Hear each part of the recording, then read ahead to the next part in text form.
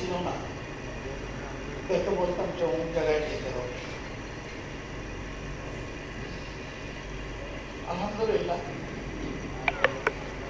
বলার পরে কোনদিন এই লোকটা বলেননি যে আমি যে দেশের বাইরে যাব, আমার তো হাতেই কাজ করেছে।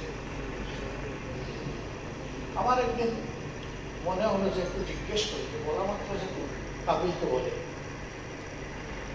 ওনাকে আর কোনো অন্য কাজ পেন্ডিং থাকে না। আমি বললাম যে আমি বলা মাত্র যে আপনি রাজি হয়ে যান, আপনার হাতে কাজ থাকে না, আপনার থাকে। এই ওটার হাস্যর কি হবে, ওটার হাসর কি হবে?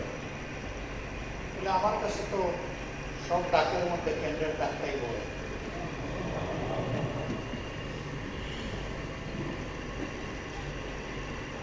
এরকম বহুমুখী প্রতিভার একটা মানুষ, তাকে যখন পাঠাইতাম, তার একটা অনন্য বৈশিষ্ট্য ছিল। বিদেশ থেকে ফিরে এসে ওয়েল ড্রাফটেড একটা নোট তিনি আমাকে দিতেন। এয়ারপোর্ট থেকে শুরু করে এয়ারপোর্টে আবার ফিরে আসা পর্যন্ত তিনি কি করে এসেছেন। তার সাথে বিদেশে গেলে স্বাভাবিক টুকটাক খরচ, এত হাত খরচ দিতাম।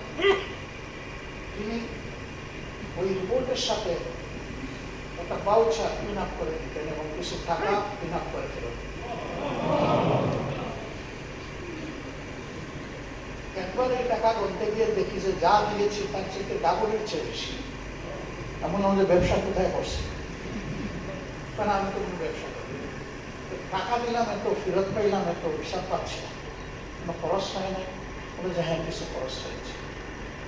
বাড়লো বলে যে আমি গিয়েছি তো, বিভিন্ন লোক চাপ দিয়ে হাতের মুঠির মধ্যে কিছু হাজিয়া ঢুকে গেছে। দেওয়ার সময় কি বলছে, বলছে কি আমাকে ফেরত দেওয়ার জন্য, নাকি বলছে বাচ্চা কাচ্চার জন্য একটু চকলেট মকলেট কেনার জন্য। বা যাই বলুন, আমি তো গিয়েছি সংগঠনের কাজে, সংগঠনের খরচে। আমি না গেলে কি আমার হাতে এটা ঢুকে দিত?